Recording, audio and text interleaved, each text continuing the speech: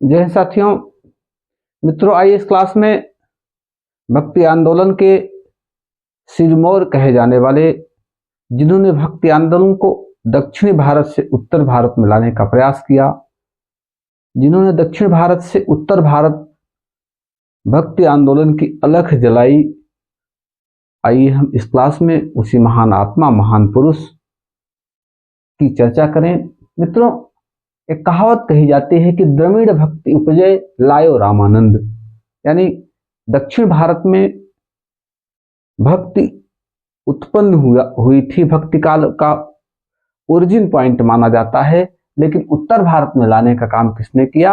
रामानंद जी ने किया। और इस क्लास में हम रामानंद जी के बारे में चर्चा करेंगे। साथियों, ऐसा माना जाता है कि रामानंद जी राम भक्ति शाखा के कवि थे। इन्हें जो रामानंदाचार्य कहा जाता है, और ये ऐसे विद्वान थे जिन्होंने भक्ति पर समस्त समुदायों का अधिकार बनाया, उन्हें एक सम्मान दिया और अपना शिष्य बनाया, हर समुदाय के लोगों को। और उनकी शिक्षा दीक्षा बनारस में हुई, जन्म प्रयाग में माना जाता है।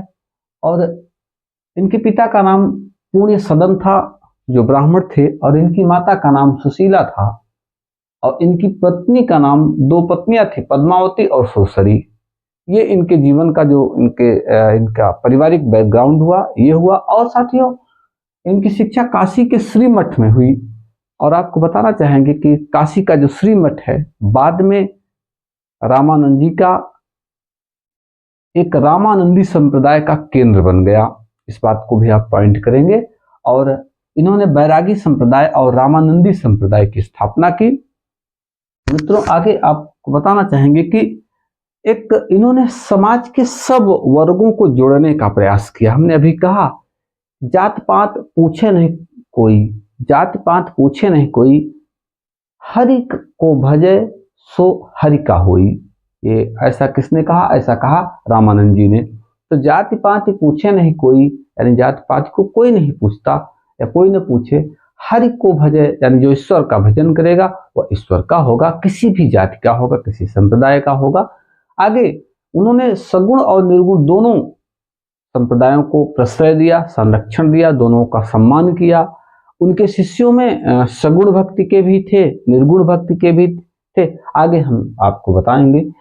उनके शिष्यों में मित्रों रविदास जी, देखिए 12 शिष्यों का उल्लेख मिलता है। इनके प्रमुख जो 12 महाभागवत उनको कहा गया, 12 शिष्य थे। इनमें से साथियों रविदास जो जात के चमार थे, कबीर जुलाहा थे, मुसलमान थे, धन्ना जाट, सेन नाई, सधना कसाई, पीपा राजपूत, अनंत नंद, भावानंद, नाभादास, सुखानंद, सुरसरी और पद्मावती, ये 12 शिष्य थे। साथियों ध्यान देंगे, उस समय एक मुसलमान को भी उन्होंने शिष्य बनाया, जिन्हें बाद में कबीरदास कहा गया। साथियों एक देखिए, आप यहाँ देखेंगे कि जैसे भक्ति आंदोलन का जो प्रारंभ था, वो कहीं न कहीं से एक हिंदू या सनातन को पुनर्शुद्धा करके रखने की बात थी। लेकिन यहाँ पे एक इस विद्वान ने सब वर्ग को जोड़ने का प्रयास किया, एक मुसलमान को भी शिष्य बनाया, एक चमार जे जो हिंदू वाली व्यवस्था थी उसमें से जो एक, आप इस बात को ध्यान देंगे कि जहां ब्राह्मणों का एक सर्वस्व था, एक बोलबाला था पूरे सनातन पर, वहीं पे एक मोची को जो है अपना शिष्य बनाया। बाद में संत शिरोमणि कहा गया रविदास जी को। तो ये किनके शिष्य थे? ये रामानंद जी के शिष्य थे। साथियों इनकी रचनाओं में ध्यान देंगे, वैष्णव मताव्य, भास्कर, श्री रामानंद पद्धति, ज्ञान लीला, ज्ञान तिलक, योग चिंतामणि, सतनामी पंथ, आनंद भाष्य, ये इनकी रचनाएं हैं। और सबसे जो अच्छी बात ये थी कि रामानंद जी ने जो अपनी शिक्षा दी वो हिंदी भाषा में दिया।